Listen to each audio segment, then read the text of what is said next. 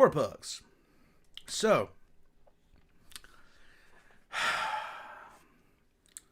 today, we're going to be checking out the second part of Mort Theory. You're promised blood, tea, and a croissant. Now you realize that none of these things are here? That sucks. Void B, you changed your picture, dude. You won't be able to watch it with you? Oh, how's the little guy doing, Azores? How's it going? How's the little one doing? Oh. So, we saw the first bit of this today. And it was... No. Riley, what are you doing? Don't start. Don't start, bud. Do not start with the horror. It's a little bit too much to deal with at this point in the night. Guys, I have been... Okay, just to let you guys know, I have been watching the news a lot today. And I think everyone knows the reason why at this point. So... it's always been different. Okay. Well, happy birthday to your little guy there, Azores. Tell him happy birthday from the old man. And today we're gonna jump into this horror show.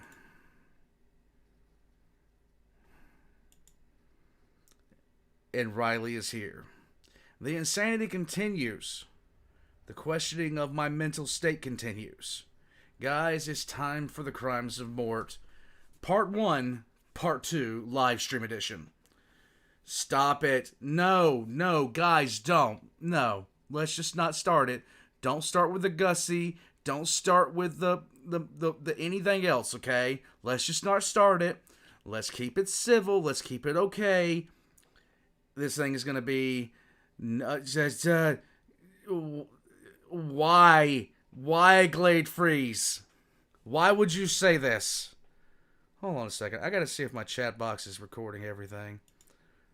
Why is it showing? Hold on. How's it going? Browser settings. Okay, custom. Okay, never mind. There we go. Oh, God. Stop it with the Ussie. Stop it. Just stop it. X in chat to nuke Witchfister. Let's just get it off. Let's just get it done. Let's just get it done. Let's just get it done. Okay? Let's just go. It has already begun. Why? It's Saturday night. Can you guys give it a rest? Please. Jesus. Give me a name for your dark side carrier, Julio. This thing's really good. Name him Yorick. Let's get into this. It is time. It's time for help. Here we go. And part 2 is called The End Is Here. Fourth wall. Clover's gonna marry Sage, and Maurice says 5 seasons of romantic tension is more than enough. First, Mort gives marriage advice. He then suggests they lock Clover away until she forgets him. Clover's grandma, the one that proved the supernatural exists in this show, speaks to Clover from the sky god heaven when Sage marries Crimson instead. Clover undoes this and takes him for herself. They once again mock how Exiled was a season long. Mort suddenly reveals another new ability, which is apparently partial consciousness transference. He calls Hector an old man again, this time without speaking, and he has telepathy? Hector hears him. Mort can read and write minds, which we've seen before. Must be a consequence of spiritual proprioception. Episode 13, the final episode, part 2, whatever you want to call it, is the end. Oh, thank God. It's been weeks, months from my perspective, only an hour and a half for you guys. Mort keeps dozens of tombstones on standby in his house. He also claims he himself has been in jail for a large amount of time in the past. He has moments where he remembers and then doesn't question why he forgets later. Gigi says she hasn't seen many of the guests at Clover's wedding in multiple seasons. Get your fourth wall head-ass asses out of here. There's a banana meme lord. Heaven fruit guarantee. And you know what Mort's last words are in this show? Let's go. I hope Clover and Sage last longer than my 12 marriages. Of course, most of my wives died of old age. We end where we began. Every character that ever died is partying with the fruits up in heaven, and then, Alex the lion washes up in his box on the beach. Surprisingly, before my theories, my only question now is, does Mort include Zora or Pam in that wife count? He never formally divorced Zora or was ever legally married to Pam, but we know he has kids and grandkids, so does it really matter? We never met his parents either. Absorbed guarantee. There is more, such as tying it into grander theories, but I did already get some of the big ideas I have out here. Okay. I'll recap them and discuss them and assimilate them later, of course. But before we do that, we still have to do Battle of the Penguins of Madagascar, which is going to be almost as long. Give me a month or something, like a break. I need to do other theories. My god, I feel so bad for the people who don't actually want to watch these Mort theories. The Bee Movie and Kung Fu Panda can also tie in here with animal intelligence, and that'll be later. Loose thoughts. Morticus sounds like Mort's home planet Footicus, and if Mort really is metallic inside, it makes sense why he bawled in film 1 when Maurice said the zoo gang was there for their precious metals. I'll discuss this more in the theory too, but in Madagascar 3, maybe Mort is implying a little more when he says, "My tummy is speaking to me." Kirby headass. For now, subscribe. Part 2 has rapidly, as you can see, become parts 3 and 4 as well, bumping us up to a 17-part series now. If this keeps happening, again, this is why I estimated a total of 25 parts. Who knows what the future holds in regards to the next videos. I'm sure my evidence delve into the Penguins TV show will take a couple videos, but I foresee it being an easier task somehow. It will be next whenever it will be. Make sure to subscribe so you don't miss the next leg of this Mort theory, because once we finish all this evidence, we get to the answers not provided, the truth of where he's from and what he is. A unifying theory of Mort, because everything can fit together into one massive story. And once we solve Mort, then we get to the next chunk of this 25-part behemoth. We move on to the next film, and we create our DreamWorks timeline centered around Mort the Lemur. Red-Eye, no. Follow my Twitter at TheOrizerYT and turn on notifications here while you watch my other animated theories in the meantime. Those ones are mind-blowing. This has just been an evidence delve. I haven't actually done any critical thinking yet. This is the sad part. He just recapped his show. All the stuff he said at this point is stuff that that little rat thing can actually do. Or has done, or has said in the past. I don't know why you guys love this so much. And until then, everybody, I'm exhausted, but still the Theorizer. Mort is stupid, I am not. Bootleg SCP as thought. Take him down, get him gone. Backhand him like Morty Con. Peasants don't get presents, they get roasted like a pheasant. Madagascar's worse, with this curse remaining alive and perverse. Evil, rotten, horrifying. Intel lacking, mortifying. Piece of shit anomaly. I will prove it, you will see. Scary? Okay, fine. I'll admit it. It was an April Fool's joke. What? I do not actually think that Mort is from another planet in the universe. Okay. The truth is, I actually think he's from another planet in a different universe. Oh, not only okay. unrestrained regarding the 4th and 5th dimensions, but the 6th as well. He is not a timeline, or a mirror world, or a kaleidoscopic multiverse. He is more. He is an anomalous hellspawn, more realistic and horrific than your microscopic imagination can fathom, and his timeless soul jar of a pocket-dimensional stomach is expressly entangled with only the most extant of the quantum foam that is infinitely permeating reality. Mort is everything. Okay. This is completely legitimate. He simply is. And this is no joke. Okay.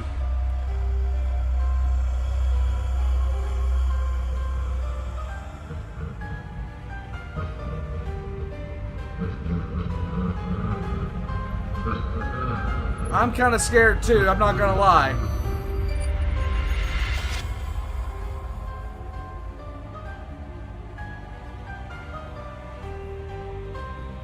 Hello, I'm the Theorizer, and sorry for that teaser in the cold open, but so many of you still somehow think this is an April Fool's joke, so I had to bait you. I subverted you by referring to assumptions of his. Okay, so thank you, Mr. Galaxy Wide. He said, I know I've said this before, but it would take 3 days, 20 hours, and 42 minutes raw to watch everything related to just the Mort part of his DreamWorks theory. What the hell?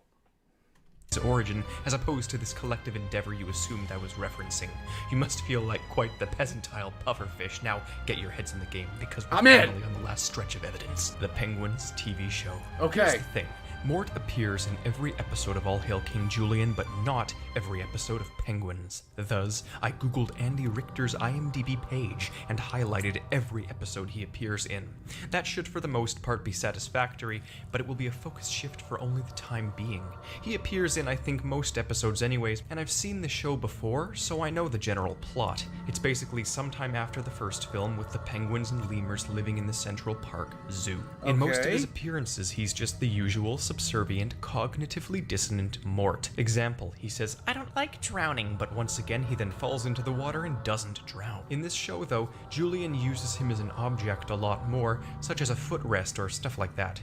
Let's vet. In Operation Plush And we all know his thoughts towards feet, okay? and Cover, the zoo's visitors are consumed with purchasing the new Mort plushies because they're cute. There's then a recall, and the actual Mort gets swept along and returned to the factory to be burned. This factory is generally pretty hellish, like something out of Saw. It uses incredibly deadly weaponry to break recall toys. Maybe some of them were possessed.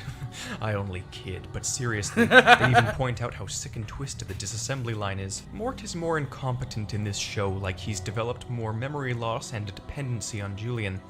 I can't mention all of the collateral weirdness because Mort is more of a side character here, and thus I'm not watching the show as thoroughly.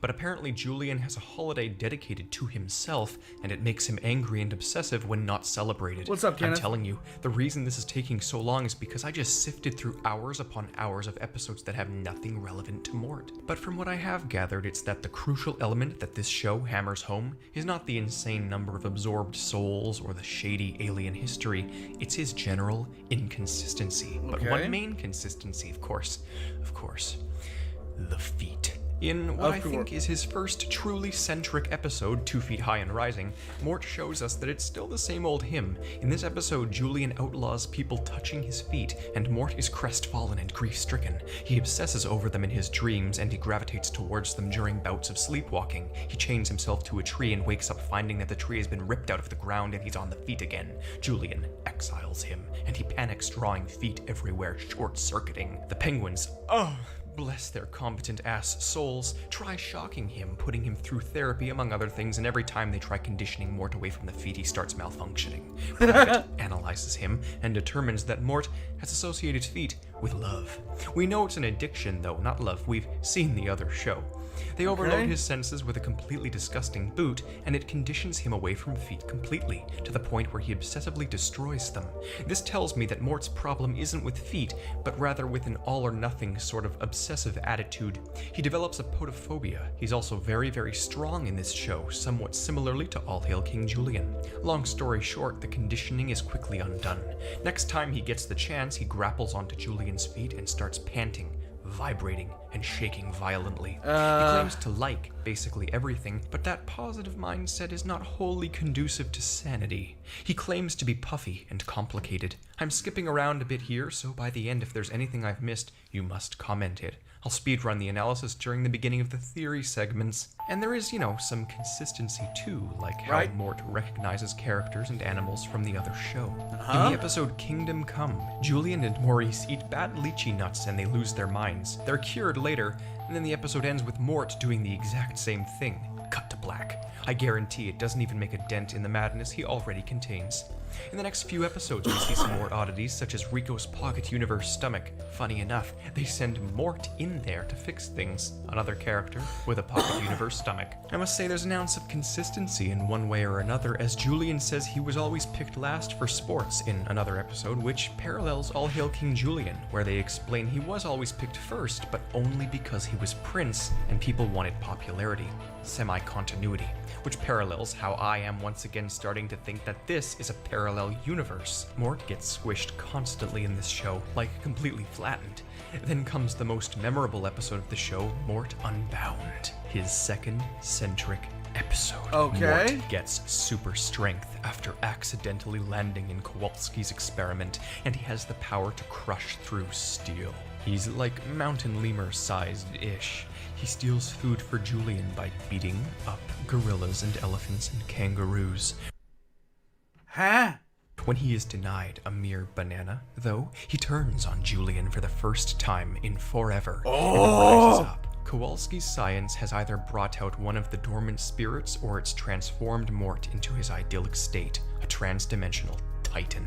He growls like a caveman and takes Julian's feet by force. Private enlarges himself to give Mort the antidote, and Mort is sad, revealing that it is just Mort and he's merely disgruntled, radicalized by years of servitude. He wants back his power. Private also starts to like the strength though too, so who knows? Well, I will, when we get to the theory. Things start to get more specific from here on out, less starring, more dedicated recurring. Mort freezes into a block of ice but is fine, obviously. Julian is medically confirmed to be stupid. Mort is used Julian medically confirmed to be stupid.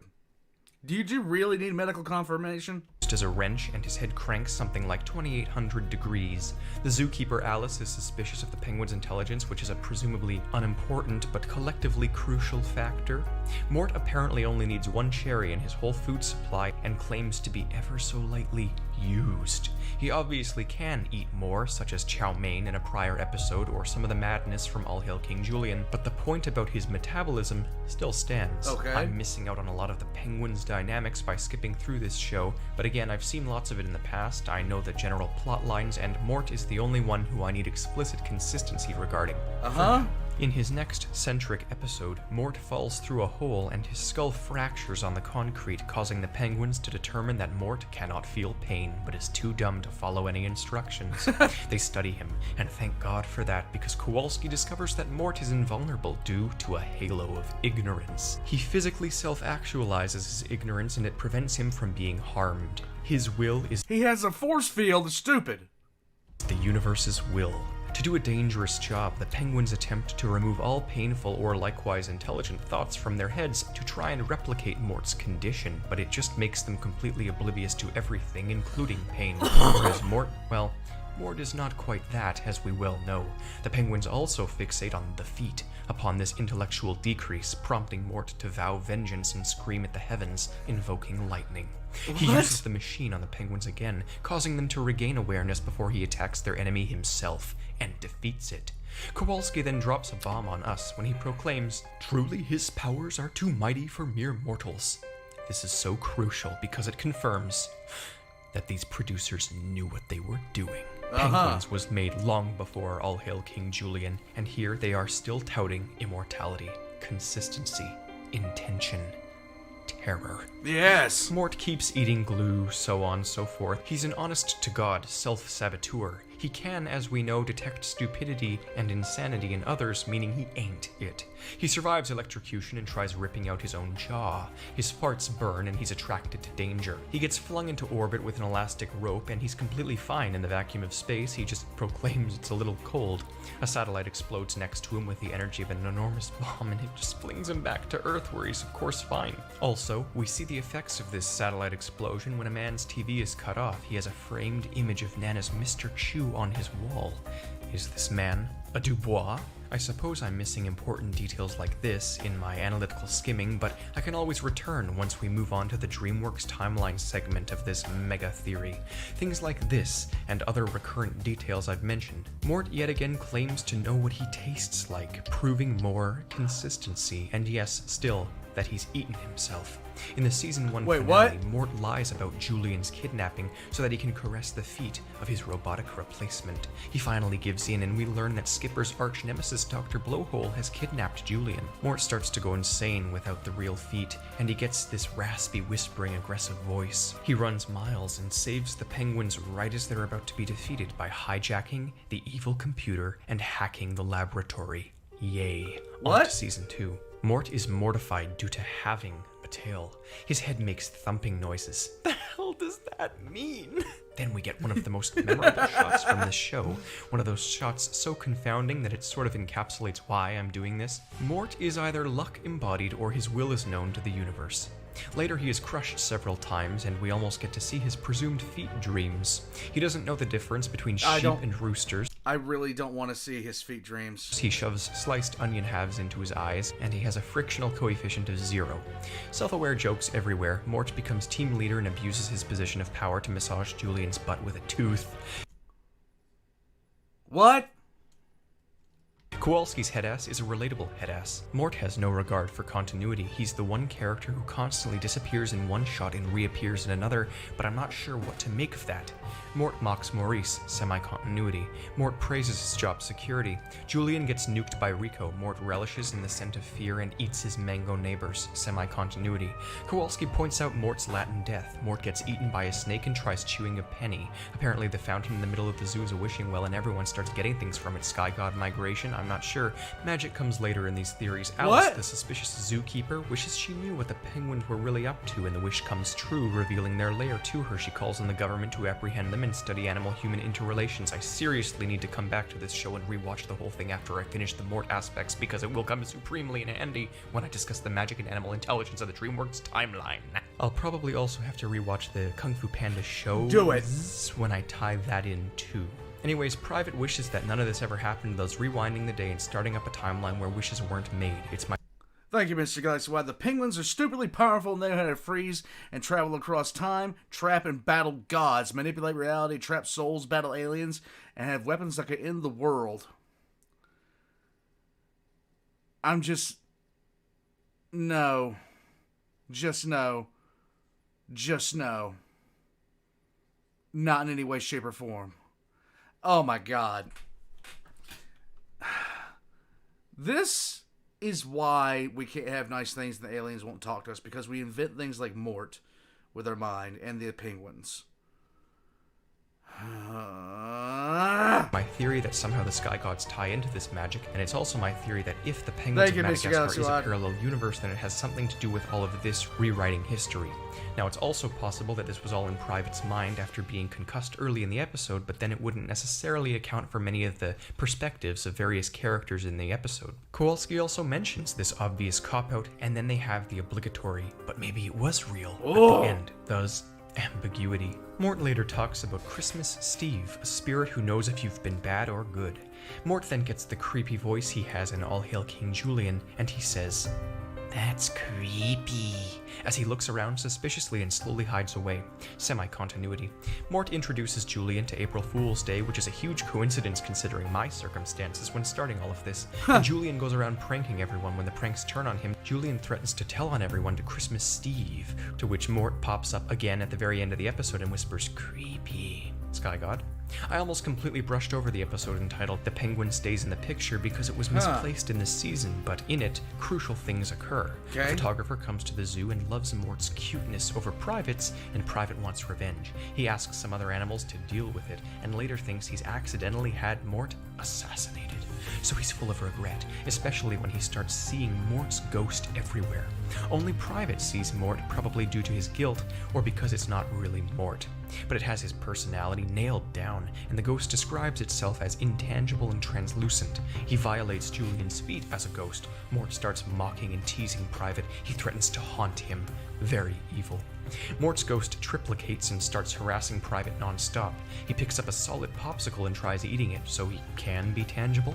I just spent a while discussing ghost tangibility and dimensional anomalies in my SpongeBob theory on the Flying Dutchman in preparation for this sort of thing, but I'm at a loss for words right now. Nothing can prepare me. This sick entity is always one step ahead. We later learn that Mort was not killed, but kidnapped. What are you doing to my chat, Riley? What are you doing to my chat? Nuke him! Excellent chat to nuke Riley. Nuke him twice. Kidnapped just temporarily, and that the ghost was a figment of Private's imagination. Ha! I doubt it.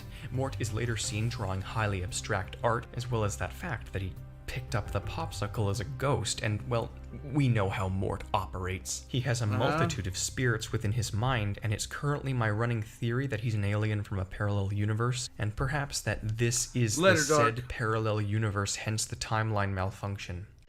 But all of that recap and presentation will come in the theory segment. I believe the animation style difference is similar to the rationale had in the three-dimensional world behind the wardrobe during Exile, in that it, denotes a variable multiverse. It's possible Mort keeps absorbing and reliving lives in different manners, like this one at the zoo, and it once again supports my theory that the entire Madagascar or DreamWorks even canon is a multiverse of Mort's own imagination. Again, this is something I will try compartmentalizing in the theory videos, but these might be onto something. He's a haunted entity, a poltergeist of infinitely many malicious souls. His goal seems to be to dominate the world and be beloved by all, so rule unmatched.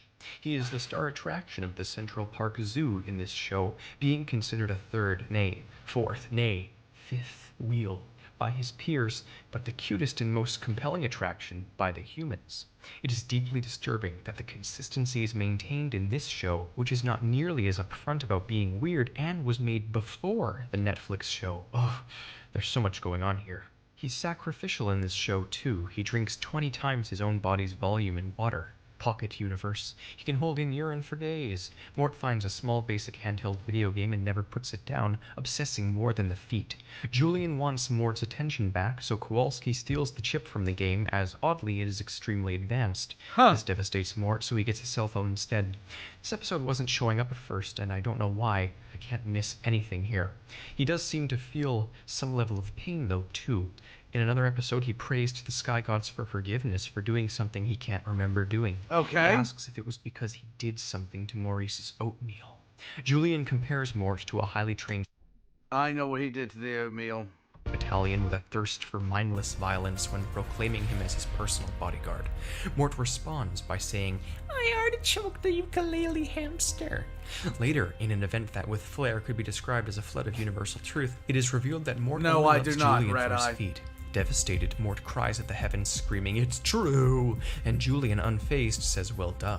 Spanish Mort surfaces for a split second Wait, and what? reveals intimate knowledge of Mexican tradition. I'm embellishing the hell out of all of this, but you heard it here first, so when you go watching to confirm it, you already have it set in your mind that Mort is an omnicidal misanthrope. It's Tax collector, what if Mort is actually Sinesh? I have no idea. To be honest with you, I would not be surprised. But what if Mort is actually Slanesh's foot fetish side? true, he is, but it's also just a show.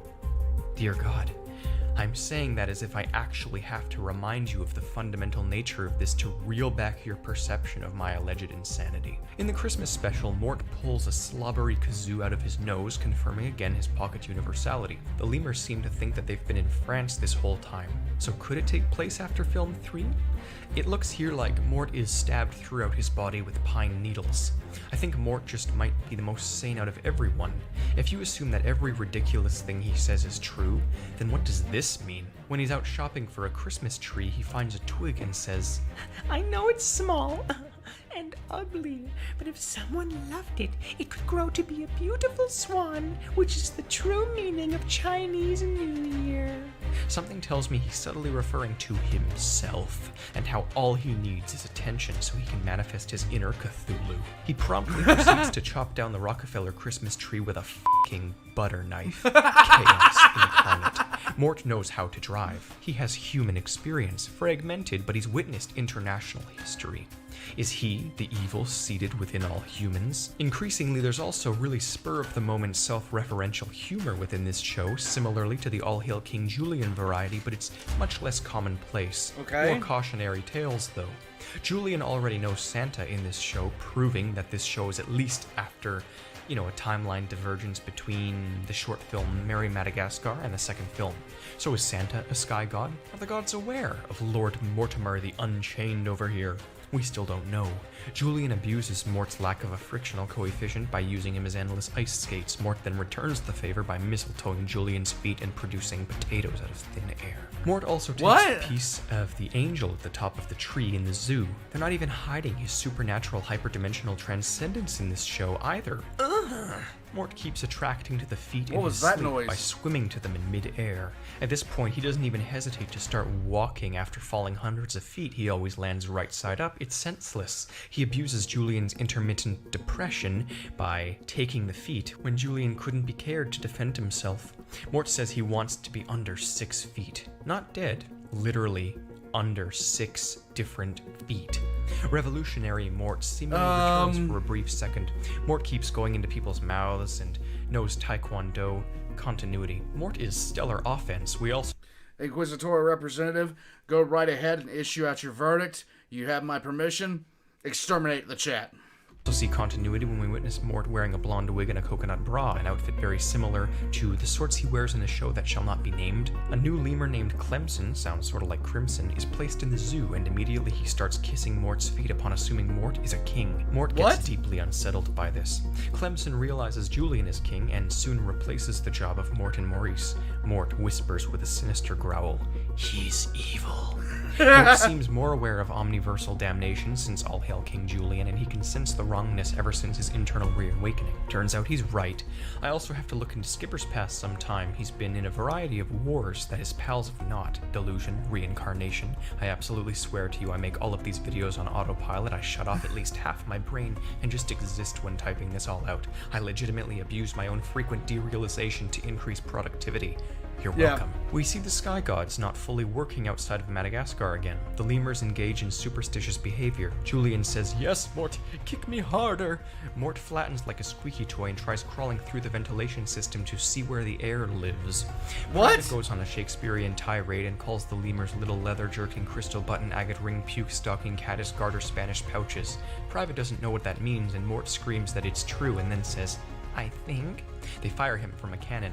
Mort's tail has a mind of its own, and it's named Rodney. Has he banished one of the souls there? Who knows? The penguins need him to infiltrate a rat colony, so they shave his tail and tell him to be a rat. He suddenly completely acts like one, indicating perhaps he's had the role of other sorts of animals in his lifetime. A multi-faced god.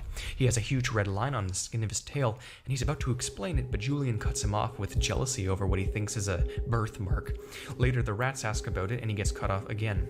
They kidnap Mort when he's discovered, and then he rises the ranks past even the mutated giant rat and becomes their evil king. Apparently the red mark is sacred and legendary among the rats. Julian loses it and demands he be seen as the original ringtail. Something clicked in Mort after the penguins sent him in, and he's been stuck brainwashed as a rat ever since. He accidentally forces the rats to invade the zoo when they otherwise would not have. I believe years ago he absorbed the legendary god of rats into his mind. Wait, what? It comes naturally to him and he screams, "Invasion." So, Mort is the great horned rat. Mort is literally the great horned rat. The great horned rat is Mort. Maybe it's revolutionary Mort again. I don't know how he would have absorbed a rat, but remember it's possible he did it to a bear once, and when the feet are used against him, Mort intentionally turns them down, saying, "Rats don't like feet." Turns out it's just strawberry jelly on his tail. They then take the fake rat nose off of him and he instantly snaps out of it, similarly to the instantaneous personality shifts in All Hail King Julian. This here feels more like the time he was pretending to be a tycoon, though. They ask him to be a penguin, and he does that without hesitation too. He's also joking, though, it would seem. Mort fails to be cute when he actually tries. When Skipper becomes a king for a day, Mort goes after his feet, appreciating their webbing. This implies Mort's fixation with feet lies in their association with royalty, which is crucial. It's a subservience thing. The penguins had a 12-floor maximum security facility beneath their zoo habitat. It's like 12 separate Area 51s to the center of the earth, basically. There are Lovecraft abominations down there. Makes sense why they're so intent on hiding it. Are all these zoo animals famous military commanders reincarnated knowingly? Makes sense considering their cognitive divergences from birth. Maybe Mort is their eldritch facilitator who's causing this, the hell for his governmental captors. It could be, after all, it's his story. Mort calls Skipper crazy. Mort then uses a high-tech subatomic weapon to create a cotton candy hurricane. The penguins have seemingly met the Grim Reaper. Mort fears being punched for once. He hates other cute animals. The penguins say Mort is a wolf in sheep's clothing. Thank God I'm not alone. After being transferred to a horrible petting zoo, he plans to bite all of the children. His bite is OP. He clones and teleports in service of acting as an ergonomically acute cushion. Mort absorbs gases. Hoboken, New Jersey is considered this show's equivalent of hell, and they claim that farts might actually improve its air quality. Boom roasted. Mort gets a sensual moment reminiscent of the other show. The Penguins expect Maurice to kill Julian any day now. We meet a sort of fake ghost Alex the Lion, and I'm not sure how much of this confirms the timeline or not. Mort miraculously knows all of the Penguins' secret codes and passwords, but not in a consistent way. He's in tune with the collective unconscious of the quantum field. A bizarre scientific phenomenon causes everyone, including Mort, to break into song. He finds it creepy and unnatural, so do I, considering nothing should affect him, for many reasons. In another episode, Mort eats everything in a vending machine, Pocket Universe tummy. And again, Kowalski's science can overlap hard with this whole magic world we got going on here. And oh my God. So anyways, we know Mort is strong, but later King Julian's rear will be smacked unless Mort can throw a mango pit across the zoo. We know he can, but he intentionally flubs it. Ergo, he's into that real freaky shit. Next up is some vengeful herd mentality commentary, and then Mort survives an exploding missile. One of Mort's teeth is as large as his entire mouth. Julian briefly succumbs to loving Mort. Evil aliens threaten Earth and are destroyed by duplicating Jello cubes. This is not new news, considering the tentacle aliens from the other show. There's a Season 2 episode named Alienated that involves a pretty freaky plot, but I couldn't find it anywhere. From what I understand, Mort demonstrates a little bit of his power there too. But on to the final season. Let's go. Mort calls his tail Rodney again. Mort bullies Private. Mort dismisses everyone as unimportant if they aren't within the royal circle. Maybe that's why he's so obsessed. Mort angrily raps about attacking things with coat hangers. A baby Fusa enters the zoo and Mort wants to rip out his eyes. Julian crawls through an elephant's butt and out its mouth? Julian has a nervous breakdown and Mort backs away slowly. Julian calls Rico fat. Obviously, I mean he's a pocket universe. Mort calls the baby Fusa a booty eater. Damn. Mort breaks faces. This is a kid's show, by the way. This is a children's show. And creepily relishes in it. He climbs in the sewer and laughs like the bride of Chucky. Mort blows up on dynamite. He has hella petty cash. The news thinks Mort and Maurice are furry children. Mort plays in a dog's mouth. Kowalski has experience as a high-strung mother. Mort finally has a bizarre romantic all-hail King Julian moment with a sock as he walks away romantically and says, "Don't be a stranger." We're getting closer to the inception of that show, so I'm not entirely surprised. Mort is a walking, talking confirmation bias. The cavalier, iconic humor is also in full effect now, such as when Julian pops by and casually says, "Hey neighbor, I'm here for a cup." I missed the part where Hoboken, New Jersey considered part of hell. Dude, he didn't really need to say that. Hoboken, New Jersey is part of hell. We all know this. We all know this. Just like Ohio is an SCP. And Massachusetts doesn't really exist. We all know this, bud. We all know this. The same show where Julian says no one will be sucking seed. Yeah? Come on now. Let's go. Thank you, Mr. Galaxy Wide. Cup of money. There are weird things too, like red herring Morse code sprinkled around a toy store. Mort fears sacrifice when there are real stakes for some reason. Mort and the gang burp to save the world. Long story. More Mort Long licking. story, okay. Ladies love him. Now we're midway through the last chunk and half the season. We are still not into the theorizing, guys. This has been 2 hours and 17 minutes of just evidence. Is missing. You see, I paid $90 to YouTube just to get all these episodes, and I didn't even get my money's worth. Just as the show was getting really good too. Nowhere else has these missing episodes either, so now I'm at a severe disadvantage. In addition to Season 2's Alien episode, we're missing Feline Fervor, King Me, The Otter Woman, Action Reaction, Thumb Drive, Private in the Winky Factory, Mental Hen, and Skipper Makes Perfect. Then, we're also missing the entirety of the show's 7-episode-long reboot finale from Nicktoons containing Operation Swampanzee, Snowmageddon, Tunnel of Love, Operation Lunicorn Apocalypse, The Penguin Who Loved Me, Best Foes, and finally, Night of the Vesuviuses. Comment if I missed any supernatural moments or Mort moments that you deem crucial at your own discretion. If I can find the missing 16 episodes, I will speed recap them at the beginning of the next part to this journey. the good part, the theories.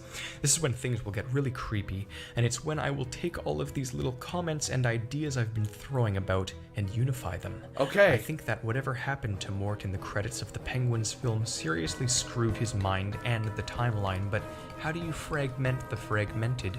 That is the question. Things are going to move very fast now, so you'd better subscribe. There's a lot coming in a very short amount of time. Are we ready? Are we ready to finally get into this? Are we ready to finally get into this? We're here to learn the truth about Mort. Anyone truly be ready for it? No. The only reason I can do this is because every single time I look in a direction that has crucial information, I don't know what I'm stumbling into. It's literally the equivalent of you viewers screaming, "Don't open that door," and I swing it wide open anyways, oblivious to the fact that it was Pandora's box and I've been sucked inside, replacing the horrors that were once locked away. I've been preparing for this. I'm interdisciplinary and unemotional. Okay. Mort is a fictional character. Anything that comes at me is a monster of my own creation for the entertainment of, let's face it, myself.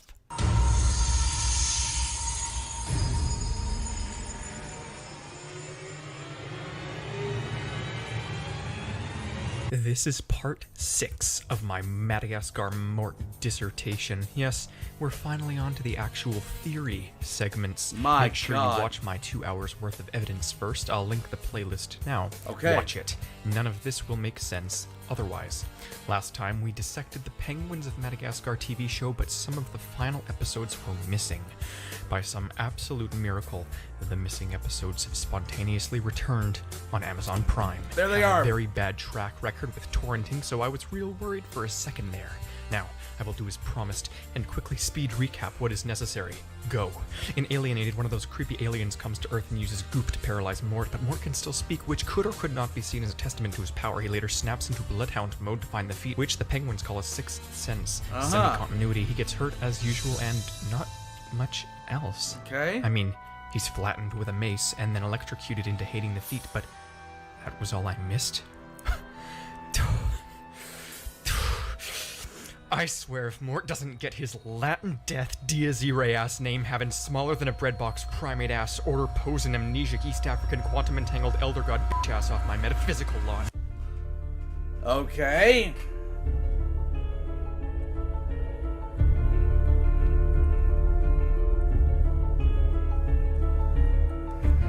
Thank you, Mr. Galaxy Wad. In Operation Lunacorn Apocalypse, Mort is partially passed by General Shingen, the lesser god of lands and battles, and Kurikuren, the destroyer of worlds.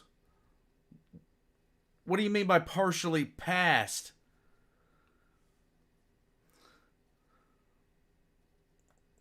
What do you mean by partially passed?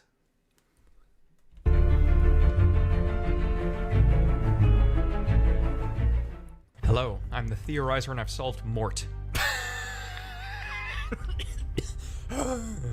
It took me months of dormant subconscious Possessed. thought, but I Okay. have. He unlocks all of DreamWorks like a skeleton key to every other theory I've ever made. Okay. Things are getting more and more complicated, but easier to parse through, so we'll see how long this all ends up being. Okay. Time for the analysis. What was our plan again? Oh yeah, Julian feat, 11 ex-wives, anomalous genome. Well, a lot of that was indeed solidified in this series. Most of my thoughts were haphazardly scattered throughout my evidence videos, but here's where we recap and determine what is relevant.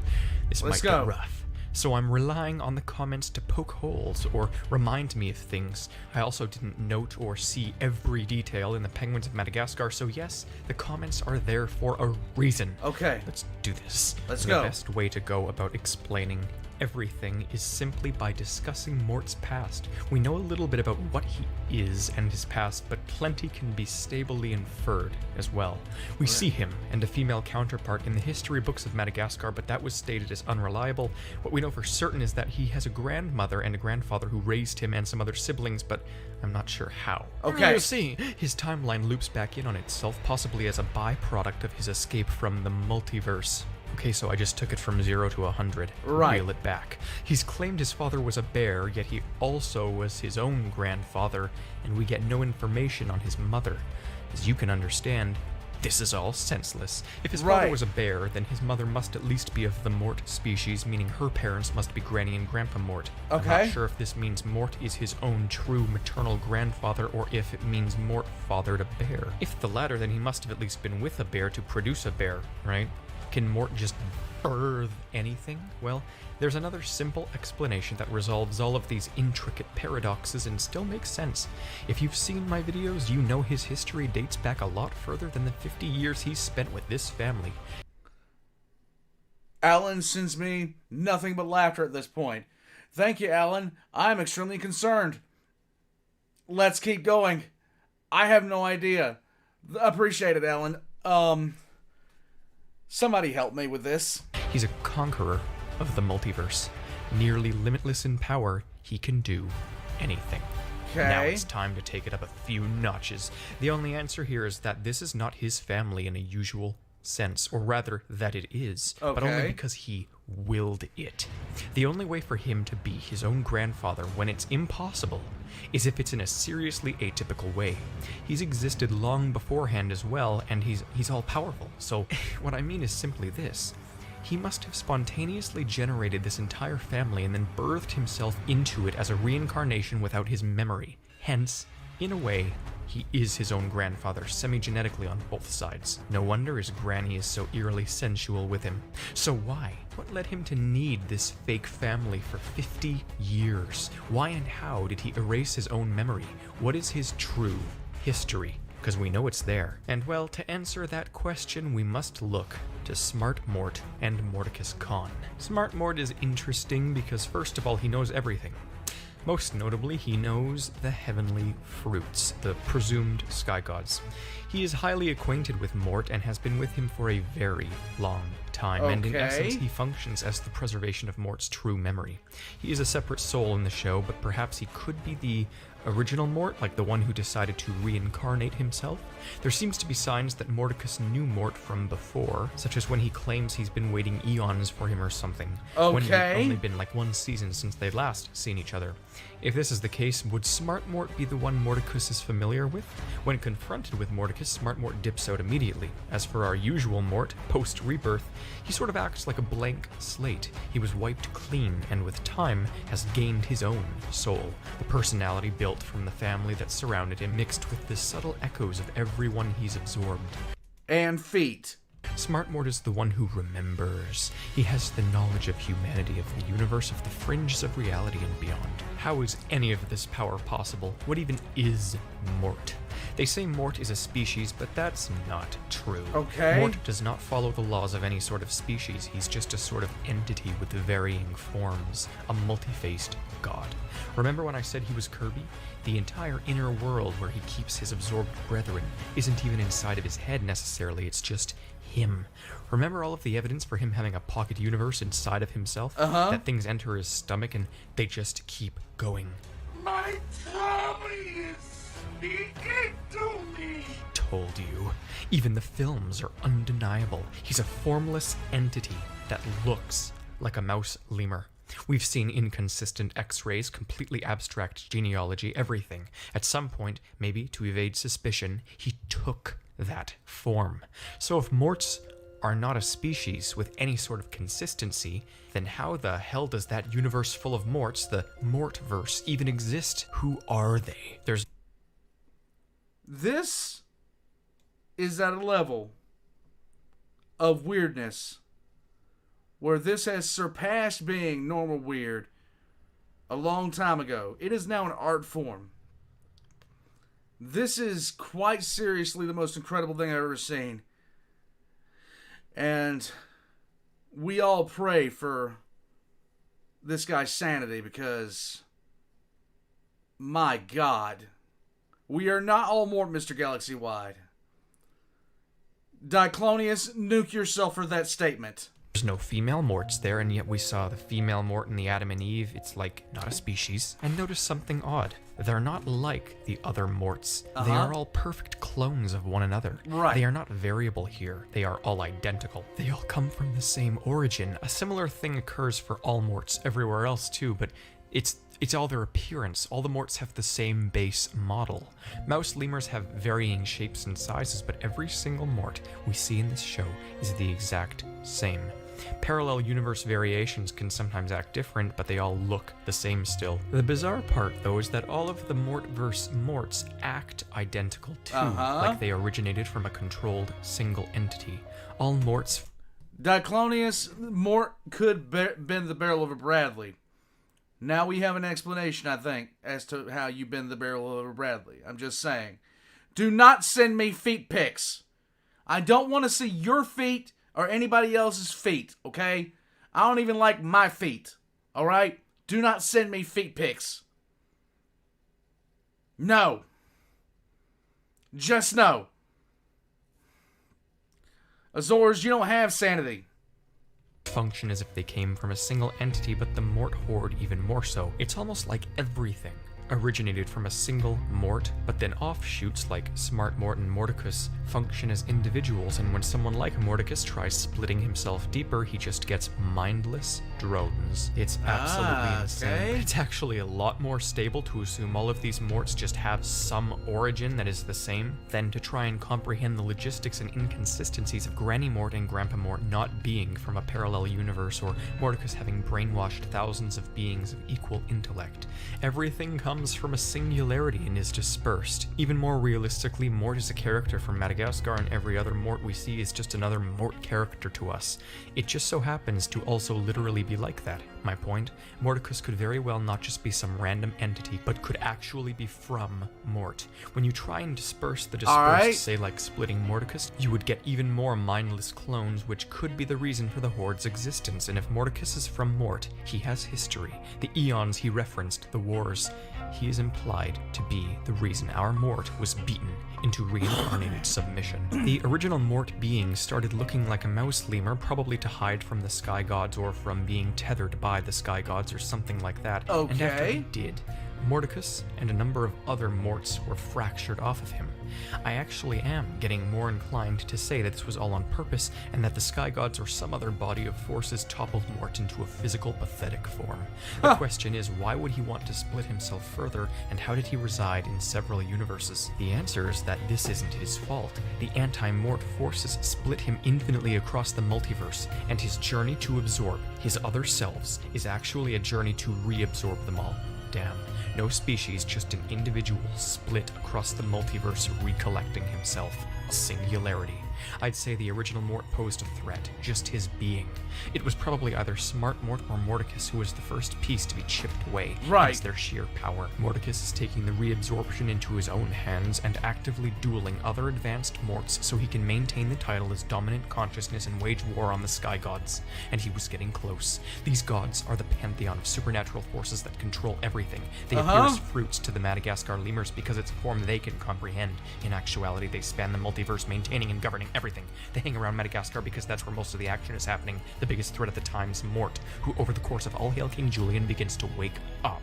Smart Mort seems somewhat aligned with the sky gods, and they don't appear to feel too threatened at this present time, but they do just keep monitoring. I feel like playing a Stellaris game and making the Morts the in-game threat. The in-game crisis is Mort.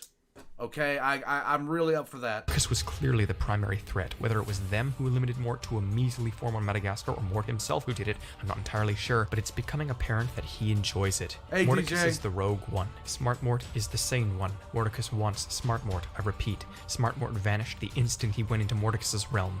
Mort's seed is planted in every universe. We need to see this original being. The original Mort is the whole Mort. I'm not sure we do ever meet him, really. He is a formless void, extant on all planes of reality. As we've established countless times, his name is Latin for death. Yes. And I might even be inclined to say, based on these descriptions, that I can have this body, right?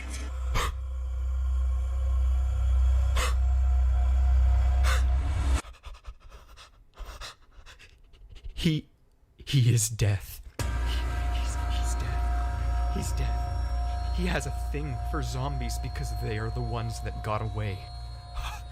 He's death. I can have his body, right? He's death. He's death. He's death. He's death. His name is Death. for he is Mort the Lemur. He's death. He is not an entirely benevolent death. And what exactly he does after reaping souls, I do not know. But, oh my god, that's it. I'm scared! That's it. He absorbs souls because he is death. Hold on. Okay. Hold on. In episode 1, this has been freaking staring me in the face. In episode 1, I said he could reap my consciousness from my body. Oh my god. Oh!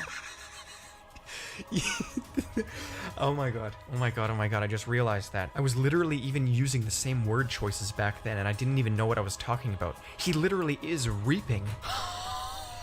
Okay, now I'm back into this. Okay, let's go. Wardrobe now. It's a sort of portal to Mort's true self. Not really, but it's like a metaphor for him being in a higher dimension projecting into our plane, whether he created everything or not. Remember, it doesn't matter, same difference. The scene could be even in his head, of course, but all of that would show is that deep down, he has a direct escape, and it spawns whenever he feels most panicked and alone. We're so many layers into this. Splitting this into 3 separate theories seems pointless now. His genome? He doesn't have a genome, you fools. He can do anything. What about the feet, then? Is it really a servitude-based obsession? He claims his home is a foot constellation known as Footicus Majora, so does he love feet because they remind him of home, or does he choose to live there because it was shaped like a foot? We did discuss his subservience being the cause before, as opposed to the feet themselves. He's a 14 billion-year-old elder god who can enter nightmares and has lived the life of every possible kind of person, but the feet. It must have to do with his tethering limitations. No extant being would be weak like this. Perhaps such a small animal is just destined to be at the feet of everyone around him, and the sky gods know this. Okay. That's why Mordecus said he had to break from the feet. This was before everything. They all split from the same being who has a foot obsession. The trauma from such a blow, losing all of his power, is also his weakness. The feet make him weak, as he sings. Literally, and he's somehow finding peace in servitude, giving his life meaning after an infinite existence of having everything.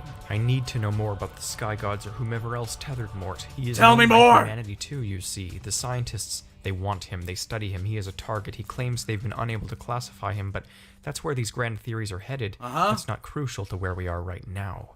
Mort has spanned everything. His inner world is an evil mansion. His more abrasive personalities show how vengeful and wrathful he can be in times of war, much to my horror. Todd has similar reactions when placed in attack mode, almost like there's a similar supernatural hypnosis in place to subdue Mort. He steals life so he can rebirth it into himself. He defaults to villainy every time, and many sides of him are appeased when sacrifices are sent his way. He has legions of followers who devour his cuteness, which is exactly what he wants. You are all the goldfish beneath the angler's lamp. You have fallen victim to a true power, one who is not limited by the psychology of personality and is everything. Fragmentation can't stop this. In short, Mort is an omnipotent Lovecraftian demon that has existed since the beginning of time. His malicious presence was a threat to existence, so he was bound to a limited form and scattered across the multiverse by the gods. Factions of his mind have since begun the process of resorbing themselves, resulting in beings such as Mordecus Khan and whatever our Mort was before his reincarnation. A few thousand years ago, he was destined to face off against Mordecus Khan in a battle for the controlling mind, and as a last-ditch effort to preserve his knowledge, he erased his superficial memory and birthed himself into a family of clones 50 years old. Since then, he has now absorbed Mordecus, and the gods are watching, waiting, for the day they'll have to intervene. Mort doesn't seem too agitated at his current position, though. He's learned to find meaning in mundanity. But the gods aren't the only ones keeping tabs. There's that consistent thread through all of these theories that I've only ever hinted to, and surprisingly, we don't need those other 2 theory videos for Mort. I did it all here. Or at least everything I could recall. It is so insane, but it's still straightforward, and now the next step for all of you is to watch the theories I've always said will come next. Mort ties into a number of other films, and I have already uploaded these theories. They touch upon areas that he will eventually tie into. They may seem unrelated, but I assure you, they are not. They are all even more sound than this one. So following this video in the playlist, I will have the next several theories. I'll link it in the outro, or click the eye in the top corner again. They're honestly awesome to watch even outside of the necessity they assert for the next phase of Mort theories, wherein we will transition transition this situation into the ultimate purpose of this dissertation, a purpose that will become abundantly clear after viewing the Shrek and Over the Hedge theories, a DreamWorks timeline. If I missed any other supernatural or relevant factors, comment them below. I might still fill that extra video slot in the event that I forgot major factors at play. Is anybody else nervous about the future of this? Mr. Galaxy-wide, de vita el de morte ad e morte sic vitals fluid, vulud ad mare fluum, verle nam res dulcus a mare morli. What the fuck did I just say there? Thank you, Mr. Galaxy-wide. What the fuck did you just have me say? If I can be reminded of more important things in the comments below, please do it. Also, I am subscribe, concerned. of course. Hit the bell too. It's important before we move on to this ultimatum. Mort is crazy. Mort is amazing.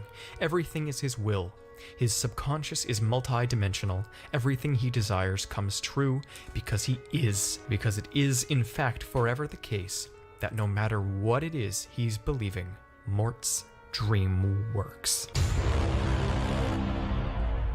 I will compound the next phases into their own mega videos soon, and then of course when the whole theory is done there will be the 10-hour video that I've promised, but until that time comes I will link the main playlist with all the individual parts for you to see. In the meantime it's still back in the top of the eye corner, whatever the link. Thanks.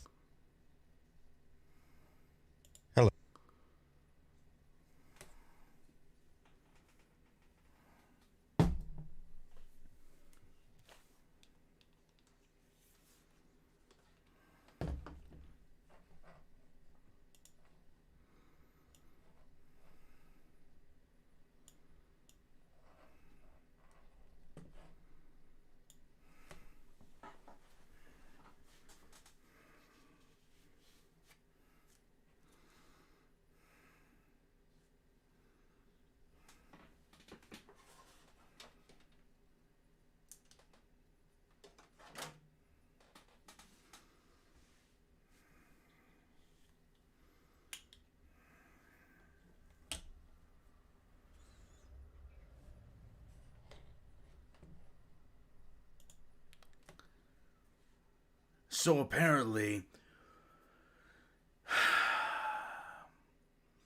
we have witnessed the rise of an elder god. And all of this came about to bring us in to the wild world of Mort. All of you should feel a certain kind of way about this. You must know, Mort, I think I've lost my mind.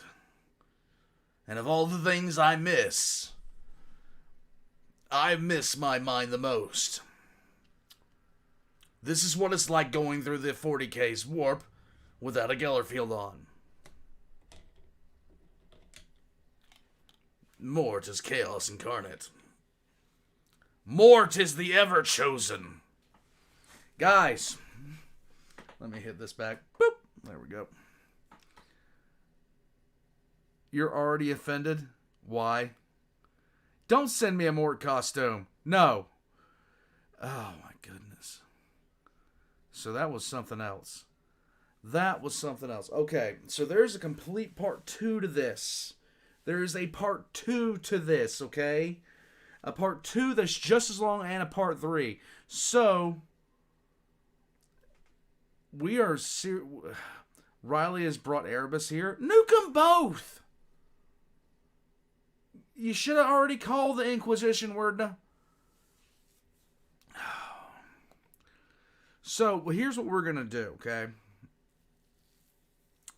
Tomorrow we have game night. Guys, if you want to play SCP Secret Labs, that's what we're going to be playing tomorrow night.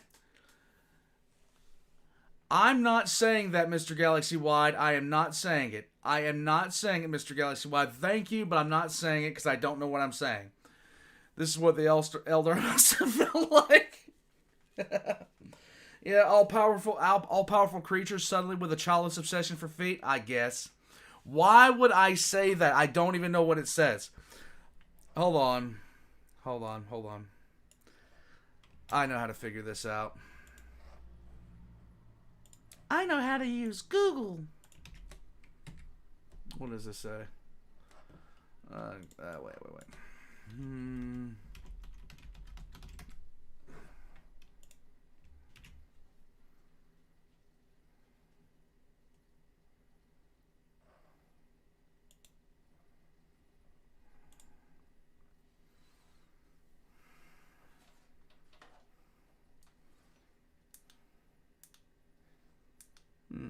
What's a good color for this one?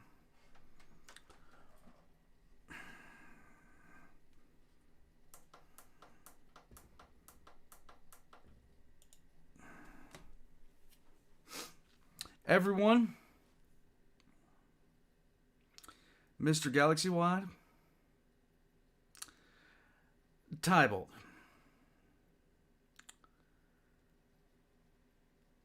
do me a favor. Grab Mr. Galaxy Wide by his ankles and wrist and stretch him for me. Stretch him until he turns into a noodle. Everyone nuke him. Oh my god. So, what is this? Yes. Alright, guys. So, we're going to restart this. We're going to start on part 2 of this nightmare, this horror.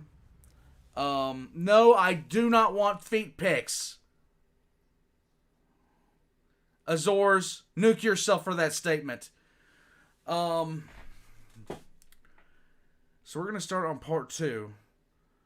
On tomorrow we're doing Secret Lab. On Monday I'm playing Mechanicus. I really am enjoying that game right now. I really am. So Monday I'm starting on Mechanicus again. And so far we have 5 tech priests in Mechanicus. It's getting good. But after I get done with Mechanicus on Monday, I'm thinking about starting the second part of Mort next week. What do you guys think I should do about that? Do you guys think that next week is a good time to start Mort Part 2?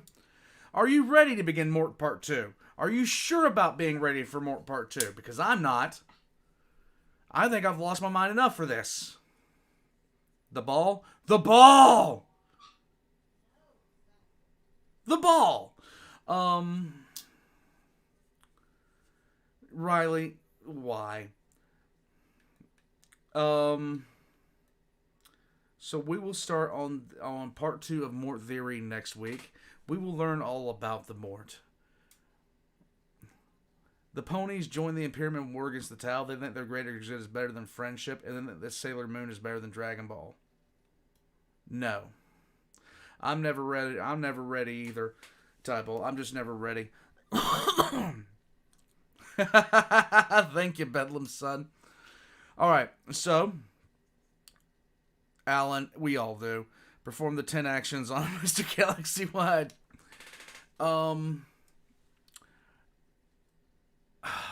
What was I going to say? I was going to say something rather important. Guys, stop talking about the Tau in a positive light around me. It makes me twitch and very angry, okay? It doesn't do me any favors. There has been some questions on if I should do shenanigans on Friday and Saturday. I am actually thinking about starting a poll for this. Now, there is one thing about that. I do like to spend time with my wife. We go out and do things on Saturdays, and I'd kind of rather leave those nights open. I streamed tonight just because it was a special thing, but I'd kind of like to leave my Saturdays open without having something to be like, because, be honest with you, she likes to go fishing. I like to take her fishing. We didn't go tonight because she feels terrible. I do not want any... Oh my God, stop it.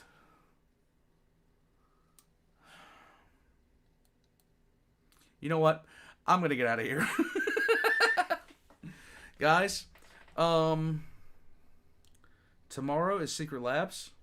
If you want to play, just come into the Discord and join the Secret Labs group.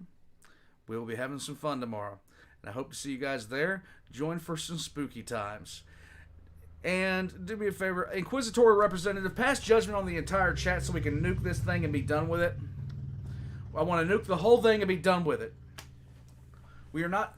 Why send in the... What are you guys doing? What is wrong with you all?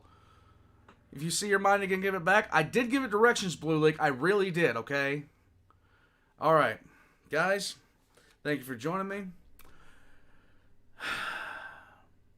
It was fun. My brain hurts. And I'll see you guys next time. Imperial, the Inquisitional Representative, please nuke the chat. I will be gone now.